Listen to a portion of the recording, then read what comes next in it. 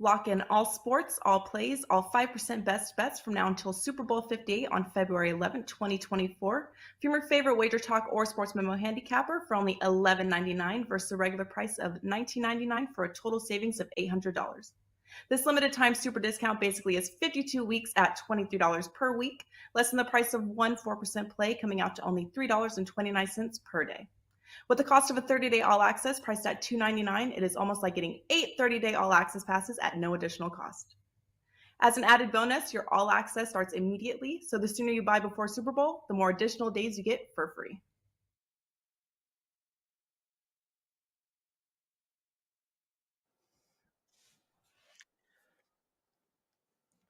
Hey guys, happy Friday to everybody. Friday has officially started the weekend, and we are here to make your weekend a profitable one through the props betting market. That's the beautiful thing about props is even though we have no NFL, we got plenty of props to talk about this weekend. And joining me, as always, my fellow prop masters, Matt Josephs from sportsmemo.com and Andrew McGinnis from wagertalk.com. We got an action-packed show here, guys. The rundown, we're going to go over our initial thoughts, leans, talk a little bit briefly about the Super Bowl. Obviously, not all the props are out, but there's enough that we can look at it and talk about some of the strategies we're going to be looking for. And obviously, next week is the big-time show where we go over all of our props. And then it's Propsies Day. We are going over our favorite props from the NFL regular season. We will give out our best awards, and then at the end of the show, we will be talking about some college basketball, a little bit of NBA, NHL All-Star Weekend, and UFC, and then we will, of course, have our best bet. So a lot to get to. Matt, coming to you first. It's been a week since we last talked. Had a couple of NFL games. We had Tom Brady retiring. So how's the last week or so been for you? What do you got looking at this weekend? And then just kick us off, start talking about Super Bowl and how you're looking at this game. Well, I mean, obviously, look, the props are starting to come out now, and all the different books have different numbers and different juices and things like that. And it's the same strategy I kind of use all the time when it comes to this game or big games in general, is you kind of, before you look at any sort of props and before you decide anything, you kind of have to visualize how the game is going to go. So that way you have a mental picture as to what props you're looking at. And it's tough for me because, look, I've been the pessimist on this show. Anytime the Eagles come up, I'm always the pessimist. They're going to lose. Like, I'm highly confident they're going to win. And I'm trying not to have that cloud my props. So it's a little difficult for me to basically go over a lot of things and say over. Like, I'm just, I'm telling you as a fan, it's tough to do. So I did my first run through. I found a couple that I kind of like. I have two categories. Basically, one category is the player props that I like. And then two are the plus ones that I kind of hope I hit a couple of them. I'm going to take a shot on something. I've discussed a couple of plus ones before, but, I'm trying to find a couple of them to hit. And that way I could break even, at least in that respect. So it's a little difficult for me as an Eagles fan to go over all this stuff. I do have one after everybody talks that I want to discuss that I thought was rather interesting. But certainly, at least early on, just trying to hammer down some props that we're looking at. Good stuff for Matt Joseph. Yeah, Super Bowl's tough because it's like, okay, if we like this team to win, and surely we like every single one of the props from that team, and not so much. It could be a little bit difficult. So, Andrew, how's the last week been for you? What do you have this weekend? And what were your thoughts when some of these first props started trickling out?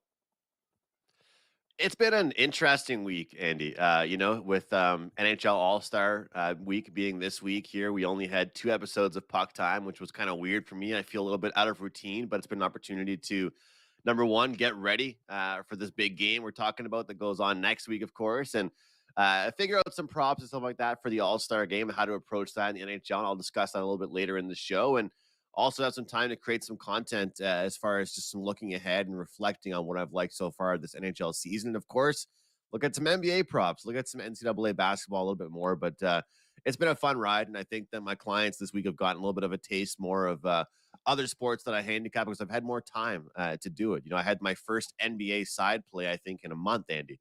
And that's just honestly for clients, they know I'm just so busy that I'm not going to rush a play with them. And I was happy that came through. But, guys, for NFL, I think number one, Matt made a really good point there about we don't really say it enough on the show, and I think that, I mean, it's not our jobs to say it necessarily, but especially with this game here in a Super Bowl, you have to check all around, guys. I mean, it's ridiculous how different every single prop is. Even some of the novelty props, you're going to get, I mean, especially those props, you're going to get complete different odds at one book than you are going to at the next. And I know every single person out there right now watching this, they've got one, two, maybe three props in their head that they really like and they can't wait to bet or they've already bet on. And I'm telling you, before you lock that in, slide over to that other book that you signed up with 4 years ago and you just haven't used in a while, or check out that book over there because there's going to be different numbers. I mean, I'm talking about simple stuff like passing yards, sacks. I mean, guys, I saw something really funny about what that prop where it's like, oh, will there be over or under 2.5 players to throw a pass? I saw one book offering plus 135 and another book offering plus 165. That's a big difference in the betting world. So I advise people that, and Matt always says this as well on the show, and it's really important to say that if you see a prop you like, and you don't think it'll be there, especially if it might be a popular over or something like that, jump on it early. But if you like an under and you like certain things or you're worried about injuries, don't be afraid to wait until next Wednesday, Thursday, or Friday. You want to have all the information possible that you can. And one thing I want to throw at everybody as well, which is super simple, but it is just one more game, as everybody says. But also, you kind of want to look at it like this. What have they done leading up to this point, right? Not just in the playoffs. Look at beforehand. What have they done stylistically against a similar matchup like they're facing right now? And how can you utilize that? And I think that I'm very similar to Matt in the sense of, you kind of handicap the game first and then you go off your props in that way. And that kind of helps me out a little bit, because you can kind of try and predict what the tempo of the game's going to be, what the game script's going to be, no pun intended there. And hopefully you could find some winners that way. And I think that's a really good idea to look at. But Andy, as far as you're concerned, as far as this Super Bowl, are you approaching it differently with all the different injury information we've been seeing this week? Yeah, you got to take the injuries into consideration. And, obviously I am too. Last year, I thought I had a pretty good read on the Super Bowl. And I got to tell you, I thought the Odell injury changed the entire complexion of that game. And I thought it changed a lot of props. Obviously, Odell was one of them, but it changed the offense and it changed the defense. And so I'm just going to make sure that I am continuing on with low volume. It's worked really, really well throughout the NFL season. I mean, there were times where I would have, two plays, even though it was a full slate of games. So this is one game. What am I going to have 17 plays in one game? Absolutely not. So yeah, you wait on the injuries and then you attack some of the lines that you feel confident in. So I'd like to start going through some of these specific props and get your thoughts on this. First one, I see the Travis Kelsey prop has already moved 15 cents on DraftKings. It's minus 130 to score a touchdown. This thing you could have gotten at minus 115 when it opened up. Travis Kelsey in his last 14 playoff games has 15 touchdowns. The guy's he's an incredible touchdown machine in the playoffs. Jalen Hurts, you guys did a great job picking Jalen Hurts to score a touchdown, not necessarily to throw one, but just to score. He's minus 115, and the Eagles are the best at these short 1 yard sneaks where they just put a couple big guys behind Jalen Hurts and push him through. If the Eagles get down on the 1 yard line, I think it's almost a guarantee they're just going to run this play with Jalen Hurts sneaking into the end zone. So that one caught my attention. And then the other one that I was interested in taking a look at is, it kind of goes against my style of handicapping, but I was interested in Isaiah Pacheco, not his rushing, but his receiving. I thought it very interesting that with a hobbled Mahomes, last week he caught 5 catches for like 59 yards. And this was not like one huge play that, went for, all of his yards. He was very involved in the passing game. I see his receiving yards right now is 13.5. Now, in the regular season, he did hardly nothing out of the passing game. So with this particular prop, I'm saying, well, do I believe in the game script? carrying over from last week to this week? Or do you go back to the regular season stats where he's not involved in the game and they have 2 weeks to prepare and Mahomes is not going to be as hobbled? So, Matt, let's go to you. Throw out any props that you're looking at. I thought the movement on the Travis Kelce was a fairly predictable move. I do like the Jalen Hurts minus 115 to score a touchdown on those quarterback sneaks. And then the Isaiah Pacheco receiving yards, 13.5 was something that piqued my curiosity. What's been jumping out to you? So, well, first off, the Hurts one, it's along the same lines. I'm looking at his rushing. I mean, it's the last game of the year, and also don't forget the third and ones, the fourth and ones. They're coming, and then if there's kneel downs at the end, that those are going to count for you at the end as well. The one that I was going to bring up with you guys, that it's a fascinating dichotomy. It's a one that every year we see in the Super Bowl, is the first touchdown score jersey number, and it's over 11.5 is even money, and the under 11.5 is minus 130, or at least the one place I'm looking. And to me, it breaks down to this: it's the Chiefs running backs and the Eagles wide receivers and Jalen Hurts are the unders, and then the overs are like Miles Sanders, Boston Scott, Kenny Gainwell, Dallas Goedert, Travis Kelce, Patrick Mahomes. So I'm interested in your guys' opinions here. Like, do you like the over at even money, but you're getting the tight ends? You're hoping for a touchdown that's not within like the 5-yard line, or do you like the under where you're getting Hurts who might sneak in, where you're getting McKinnon and those guys, and you're getting the Eagles wide receiver? So Andrew, what do you think about that? The over 11.5 or under 11.5 for the touchdown scores jersey, the first one? I mean, I don't know if I'll get involved in that, but I think, I mean, this is the thing. I expect a lot of tight touchdowns. I mean, I think you see a lot of you don't see as I don't expect to see as many bombs down the field, and so looking at those names that you mentioned there, I think I would look towards the under and look forward towards it getting run in a lot more. I'd have to kind of scan through it more a little bit, Matt, to look at it. But did you say that the unders there would be for guys with lower numbers? Is that what it was? So it's the jersey numbers from 11 to 1, so what that would be, it would be Hurts, it would be the Right. Chiefs running backs, the Eagles wide receivers. Those are the unders. The overs would be the tight ends, the Eagles running backs, Patrick Mahomes, and Marquez Valdez-Scantling, who I guess we have to talk about now because he's no longer a fourth wide receiver, which, by the way, guys, Yeah. I know you're going to make fun of me for that, but when all three guys ahead of him get hurt, then he becomes the number one wide receiver. All right. Well, give me the. I was gonna, and if this can just lead me into something I was gonna say there, to give me the Eagles running backs then, because one play I really like that I'll mention already this week or going into next week is Jalen Hurts under 31.5 pass attempts. I mean, I was a little bit surprised last week, pretty much having Sanders under and somehow cashing that. Obviously, the score of the game probably reflected that, but they have a lot of options out there. They've got a lot of guys that are going to run the ball. And you made a great point there, Matt, saying, you know what? It's the last game of the season. You 100% can bet that Jalen Hurts is going to be getting on his feet and moving as well. That adds to the running game. There's a lot of different guys out there that can run the ball. And I just feel like it's that typical Super Bowl feeling where it just has that everybody thinks it's going to be a shootout. Everyone thinks he's going to throw the ball 35 times. And I think this is going to be a strategic and smart, well-planned game from the Eagles.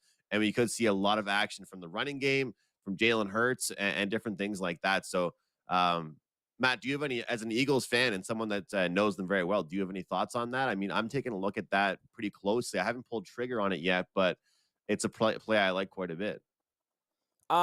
Yeah, because I think it goes along with Hurts. I like his Hurts rushing attempts over, as I said, because I think I read the Chiefs have allowed the 4th most rushing attempts by quarterbacks. Now, here's the thing that's going to hurt that play. The Eagles have the best offensive line in football. So, and I'm not concerned about anybody outside of Chris Jones. I think Chris Jones is the guy that's the biggest worry, and the Eagles are pretty solid up front to take care of him. So I don't think Hurts may run as much, but, I do think with this being the last game, he's going to get surgery no matter what, I'm guessing. So I think that's rather interesting. Andy, I got a question for you. Obviously, you're the music guy.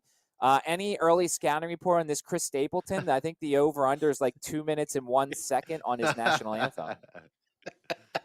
That I will start all my novelty props next week. I will start looking at some film and listen. We joke about it. I've been good on these singing props. I've been really good. We nailed the to not show cleavage last year. That was one of my best bets. We've nailed some of the we nailed the microphone color the one year. Got burned on the microphone screen cover because they used a windscreen and they covered it up. I'm still salty about that one. I will have a lot of singing props next time, but I have not started research. I just need to see what the lines are.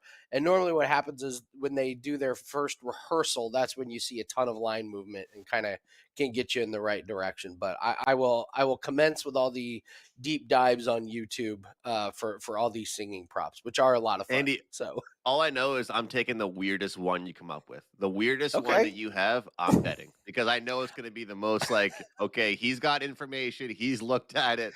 Whatever one sounds the weirdest, I'll tell you on for sure. All right. If Giselle is in the audience and we find out if she's showing cleavage or not for some reason, then I'll bet it. I mean, it sounds like you have a good information on that.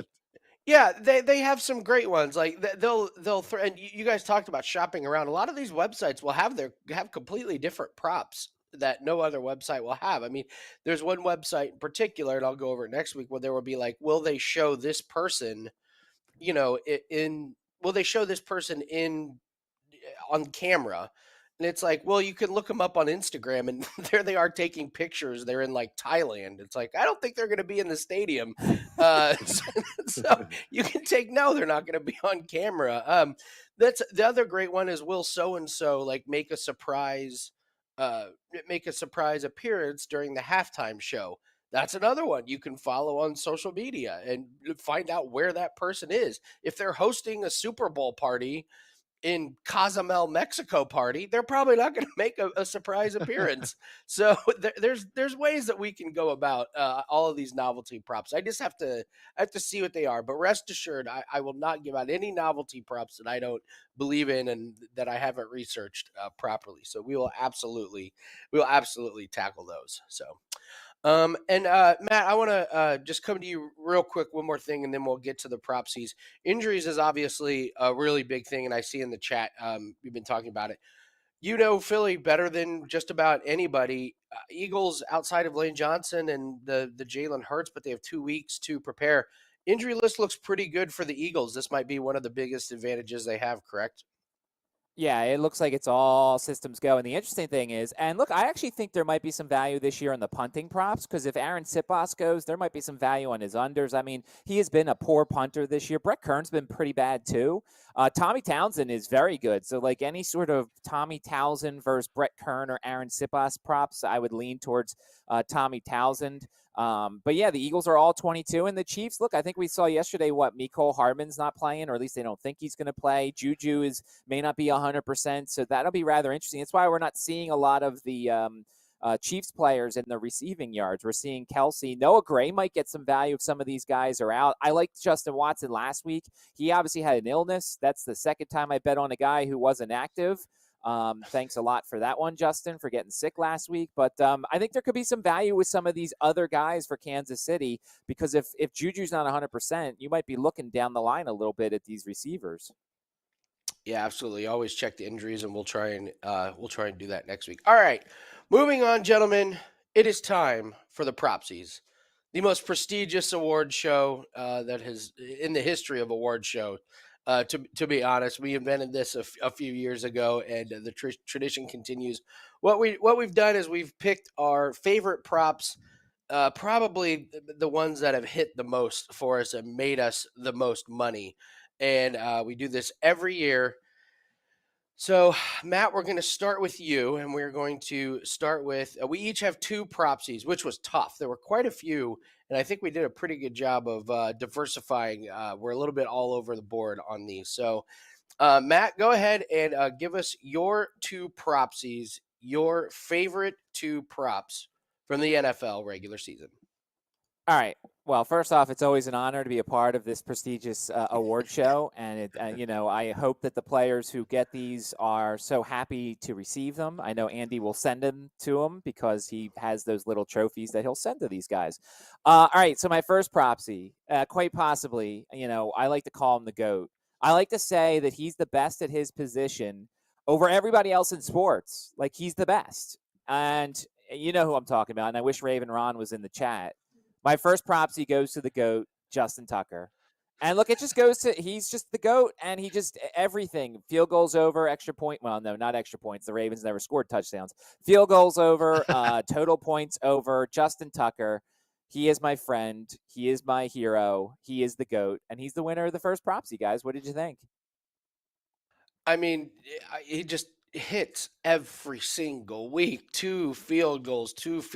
And the nice thing that Justin Tucker got was the books just never over adjusted. They were just like the number was always fair. So he took advantage of the situation that was given to him. I could not be happier for the success that you and Justin Tucker have. It's really a match made in heaven. Great partnership. Congratulations. Yeah, Great duo. congratulations. Great duo. for the combo. Justin Tucker, the first propsy. Matt, what's your second one? The second one, we still get a chance to bet this one more time, and really excited. And it's as close to a sure thing, and I know Andy's taking advantage of this as much as possible. My second propsy goes to the Philadelphia Eagles for being such a great first-half team. They average over 18 points per first half. That number, I think, is over 20 at home. Their offense is really good. The second quarter has been particularly tremendous. So my second propsy goes to the closest thing that's a sure thing, the Eagles' first half team total over, and you better believe I'll be taking it one more time on Super Bowl Sunday.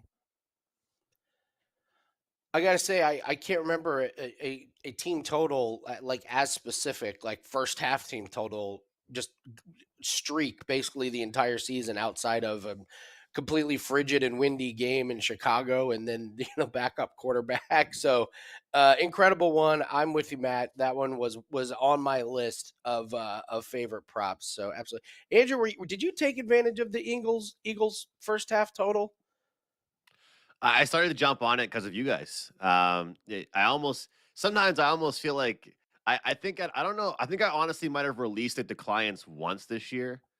And maybe part of it was like, I feel weird because I'm kind of just like taking these guys' handicap. But then I think I did take it just one time, but I did bet it and follow along with it. But one thing cool about that, like you said, even when the number would move, whether it's up or down due to their opponent or injuries or different things like that, it always came through. And that's why we're here on the Propsy Show, because a lot of these here are going to move on towards next year. At least we hope, and yeah, I'm looking forward to the first one I talk about because it's one that I pretty much looked at every single week. Let's see. I have to bring up another GOAT for my first propsy, and that is Tom Brady. Man, it's too bad he retired. Not because, of all the accolades and everything, but man, this guy's pass attempts was money the entire season. You take out the last week where he only played one half, he went over 40 pass attempts in 13 out of 16 games. And two of those games were the first two to start the season. I mean, look at these pass attempt totals.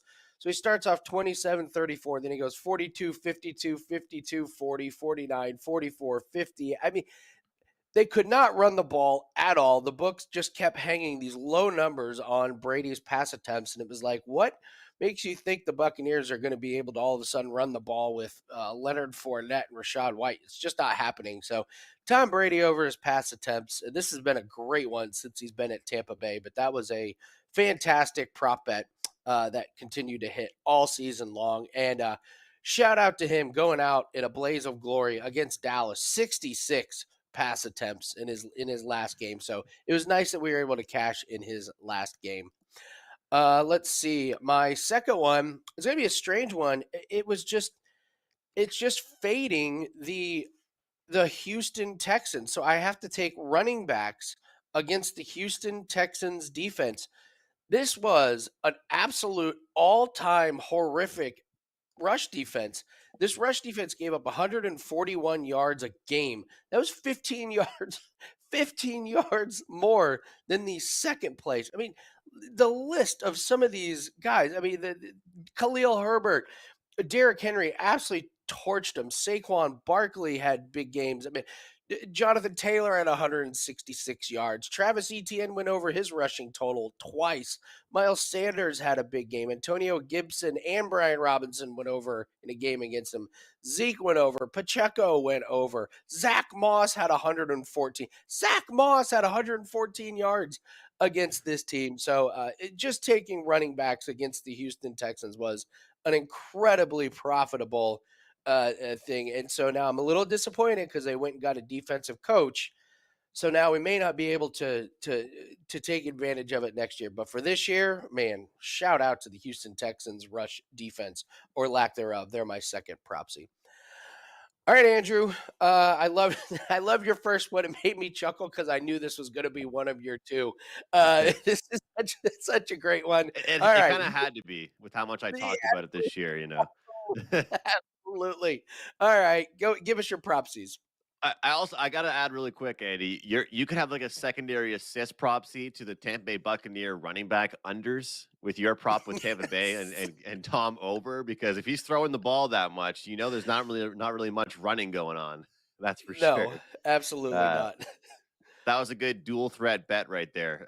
Tom over and the running backs under. But guys, the first one I'm going to start with. Look, all my friends back home are Patriots fans. I hate the bandwagon. I hate talking about the Patriots. I don't like the Patriots, but it makes Patriots games more fun to watch when I'm capitalizing and making money on the Mac Jones over props on completions or even pass attempts. Because, guys, honestly, some of the games he didn't cash that completions prop, don't worry. He still threw the ball. He just didn't complete those passes. He still had lots of attempts. And, it's dink, dunk, dink, dunk. I don't know if it was him and he's not capable of throwing deep, or if it's the offensive coordinator telling him that he's not capable of throwing deep. But since every single play was 5 yards, he pretty much had no choice but to hit his completions over quite often throughout this year. So Mac Jones, talked about him a lot during this show every single week when I was talking about the Patriots and whether they won or not, whether they had a big game or not, whether the game finished 10-3 or not. He seemed to always have plenty of completions and plenty of pass attempts. So he gets my first award here on the propsies. And the second one, look, guys, this is a little bit more. I'd say this is a little more of an obvious one, maybe not an obvious pick here for me, but I got to go with Cooper Kupp receptions. I know the guy hasn't played in a little while. I know he got injured, but this is ridiculous. I mean, 13, 11, 14, consistently putting up huge numbers. Sometimes there's questions with who else is going to catch the ball besides him. He's a guy that would play as long as he possibly could until it was, pretty much he couldn't play anymore this season. But I think that receptions for a guy like that, obviously yards is a great look with him as well. But sometimes even in a bad game, even in a game where his team wasn't playing well and they weren't getting that many big plays, he was still getting the ball in his hands. And I think it's important sometimes, just like Travis Kelce throughout this playoffs, don't forget about the big guys. Yeah, Cooper Kupp was. I would say Cooper Kupp was one of the biggest oh no to fantasy teams. Like every team in Yeah. the league that had Cooper Kupp was like, I got the best guy in fantasy, and then he's out, and you're like, oh no, no, because there is no replacing Cooper Kupp. It's just impossible. You can go to the waiver wire and you can try. There's no replacing Cooper Kupp. So yeah, he was absolutely money. So what a star-studded field. Who would ever thought there was an award show with Justin Tucker and Tom Brady and Mac Jones all included in one. Fantastic job on the propsies, guys. Good stuff. So, all right, let's touch on a couple other sports, and then we've got our best bet coming up. So, Matt, I'm going to come to you first. College basketball is in full swing, and obviously this show is focused on NFL throughout the NFL season, but we've got a lot of other sports that all of us are very familiar with and can turn a profit. So give us a little bit about what's going on in college basketball, things you've noticed. I know you've been a big fan of team totals in college basketball. So how is college basketball going for you? College basketball is continuing on. Of course, we're in February and still have March to come, so teams are trying to add to their resumes. And the one thing I kind of notice is that with regards to the net and for the teams who are on the bubble, margin of victory is huge. So I think you're going to see some bubble teams start pouring it on when it comes to games that they're supposed to win, even against bad teams. If you beat them by 30 or 40, it's going to help your net by a lot. So I think that's going to be a case here. And yeah, it's really just trying to find the Houston Texans running back thing here in college basketball. And there are certain teams that you like to play the team totals because they play no defense. You look at Loyola Chicago in the Atlantic 10, giving up a ton of points in a conference that they're brand new in, and everybody's really taking advantage of it. South Carolina State in the MEAC, another team that plays really fast and plays very little defense. Tonight, you've got Eastern Michigan against Ball State. Eastern Michigan, one of the worst defenses in the country. Shout out, though, to Amani Bates, who's scoring a lot of points for Eastern Michigan, even in their losses. He's having a fantastic season. And so really it's kind of also looking to take advantage of those situations. And then, spots, because we're getting games before rivalry games, after emotional losses, letdowns, things like that. So really, besides looking for teams to kind of play on, you're looking for situations to play against. Because some teams are, looking ahead to the weekend or looking ahead to their next matchup or coming off a really tough game. Occasionally there's the Gonzaga fade when a team has Gonzaga at home and gets really excited for it. Next game, they don't show up very well if they, because there's less of an atmosphere. So certainly you want to look at teams who have big upsets and looking at trying to fade them in their next game, because certainly it's hard to keep that momentum up. Remember, we're talking about 17, 18, 19-year-old kids whose emotions can be all over the place.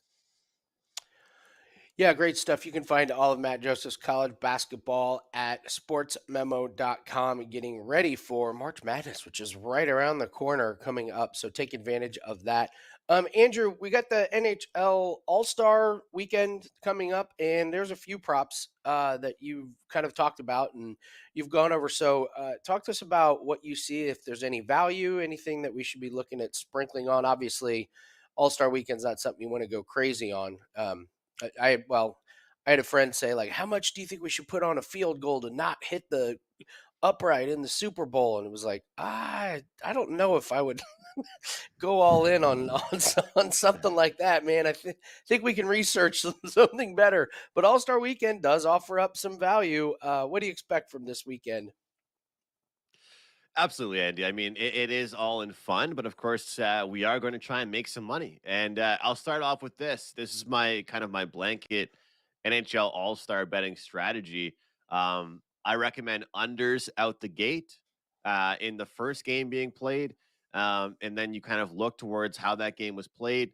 You look towards a live under in the second game, and in the championship game, I bet the under as well. Which might throw some people off a little bit, thinking it's an all-star game. There's no defense, but it's very similar actually to what I do in the NBA All-Star game. Try and bet those unders a little bit later, or if you can get a live number and stuff like that. But I've given out lots of shows, so I'll say here as well, I'm on the Central Division guys to win. They're playing the Pacific. They got to get by them first. They're minus 120 in that one. Then they go right to the finals, hopefully. They're a team that has 3 defensemen actually on their team, and it's 3-on-3. And I feel like it's a huge advantage. Like, some teams don't even have any natural defensemen. So imagine how many forwards have to skate backwards and play defense more than they probably ever have, in their careers or just this year in general. They got to play a different position. I mean, when you have 3 forwards on a line, it definitely makes a big difference. Anybody that played hockey will definitely tell you that. As far as the competitions, this is kind of what they are: fastest skater, most accurate shot, and hardest shot. Really quick, accurate shooting. My pick for this one is going to be Jack Hughes at 6-1. He is an absolute sniper. He shoots the puck a lot, as I'm sure Andy knows. We bet on him quite a bit. He's someone that's fun to take a look at. He knows how to pick his spots. He's not really the biggest guy, so being that he kind of doesn't always get into the dirty areas, a lot of his goals are really highlight reel goals. He doesn't really score a lot of dirty goals. I think benefits this for the All-Star. Obviously, you have to beat guys like McDavid and Draisaitl and Kucherov. Fastest skater. You've got number 1, Dylan Larkin, who broke the record last year. Number 2, Chandler Stevenson, and plus 320, the guy I'm taking here, Cale Makar, defenseman. You don't really see defensemen win these events very often. But Cale Makar is a different breed of defenseman. He's pretty much a forward sometimes out there for his team with Colorado. He's healthy now. He's doing better, apparently. I'm going to take him at plus 320. His edge work. Remember, guys, it's not just a straight line that you're racing. You got to go around the net.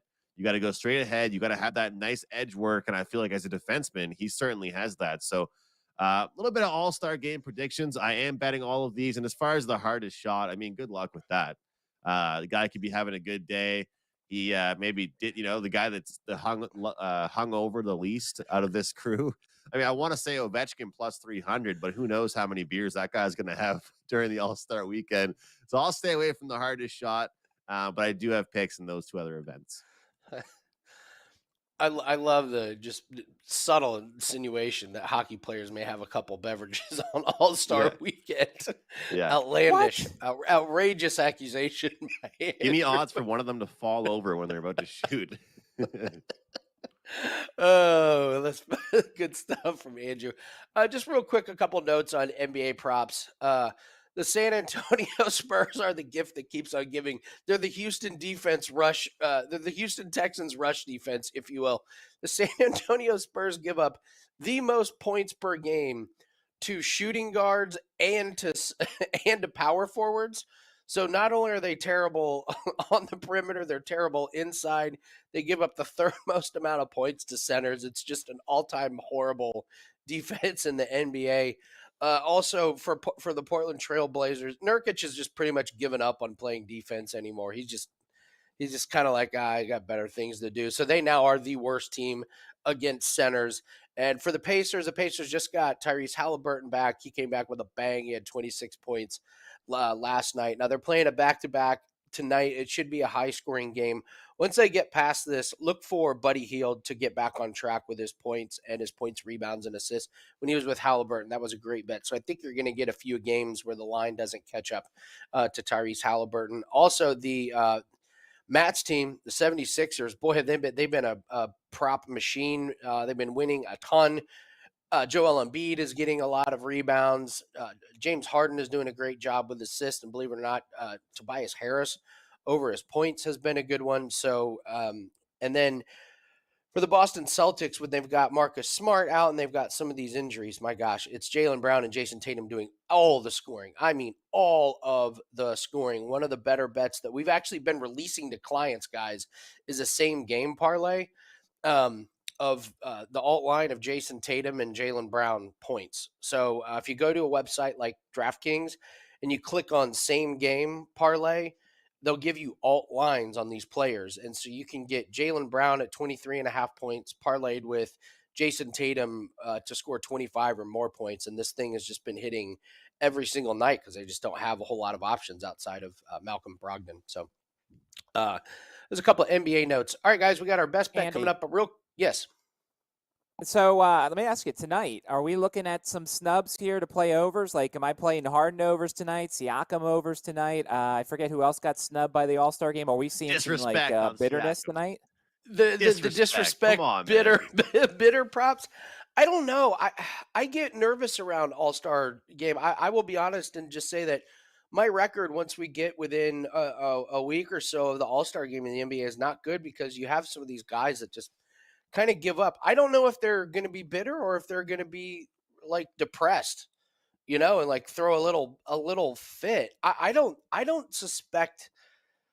It's hard to say. I don't know. Does James Harden strike you as the kind of guy that like gets motivated about that kind of thing? I feel like he has other things that motivate him off the court.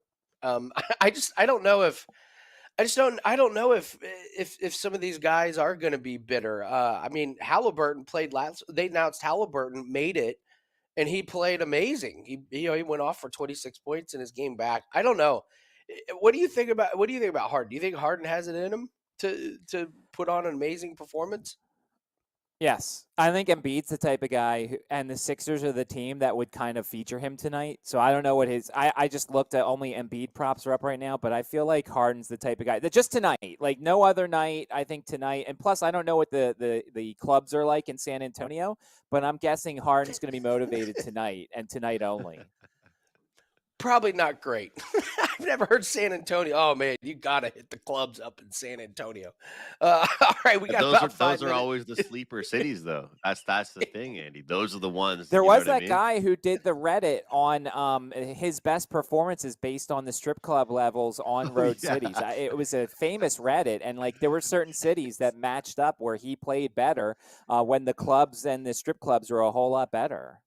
Amazing. Like I said, ulterior motive. You never know what motivates him, except we do kind of know what Matt, that motivates guy him. either was hammering those picks or he has way too much time on his hand because I did see that Reddit thread too, and he put a lot of effort into that. So that was funny. Well, yeah, you have to know how good he does, and you have to know how good the strip clubs are. So it means this guy had to have inside knowledge about these. All right, guys, we got a few minutes left. So Andrew and I are running a special. We decided to combine forces to get all of our MMA plays. This is through the month of March.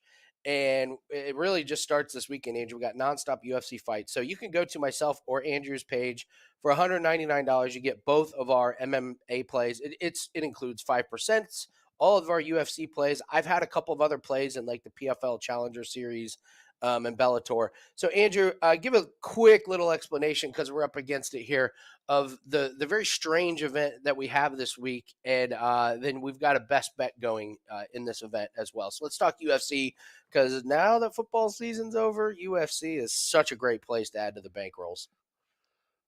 It's awesome. I mean, people should look forward to this on the weekend. Getting into UFC, it's great to watch, and I think that these are the cards that you can make some money. You know, I've got a few different plays for this weekend, and I have one 4% best bet, and the best bets for myself and you have been amazing. So I do recommend people check out our combo package together. You get every single play that Andy and I both release, but. It's a slept on card. There's so many big name fighters fighting in the next 3 or 4 months. This fight is just flying under the radar. One of them I wanted to look at was Tybura and Ivanov, and I want to look at Tybura to win via decision. This is a fight where I think you just have one guy, Andy, that's just been a lot more active, one guy that's fought a lot more tougher guys, I think. And you take a look at the durability from both guys. Ivanov, to me, I think is going to take a lot of damage. I don't think his lights will go out. I don't think he'll be submitted. I think he'll slowly kind of fizzle out throughout the fight. We will see the judges make the decision. But I do see Tybura getting his hand raised. These guys are pretty old, man. Compared to a lot of other UFC fighters, these guys are kind of vets here in the UFC, but they're very durable. So I think this is one where we could see Tybura win, but winning by decision. So this is kind of my free play here for prop it up. But this is one of those events where, you know, if you have your eyes on favorites, you can kind of pick the winning methods. You know what I mean? If you have your eyes on certain events, you can look towards total rounds and things like that. And I do have a totals wager for the prop of the week here in a few minutes. All right. We only got 2 minutes. Do you want to talk about Lewis and Spivak here real quick, Andrew? Yeah, let's get right into it. Look, I like the under 1.5 rounds, which I talked about already on WagerTalk today. But how about we make it even better with this fight to end in round 1 at plus 120? Look, 2 of last 3 fights for Lewis, he's been finished, number 1, and have ended in the first round. Spivak, same thing goes for him. I think he puts himself in really, really tough situations. I think he's going to try and get in close with Lewis, which could really hurt him in the result. And honestly, for Lewis, I know he's lost some weight. I know he shed some pounds, but I feel like people have figured him out, guys, and they know how to do damage on him. They know how to catch him. This fight, the heavyweight division, this one will be over by the first round. Spivak, Lewis to end in round 1 at plus 120. Andy, are you with me here on this one?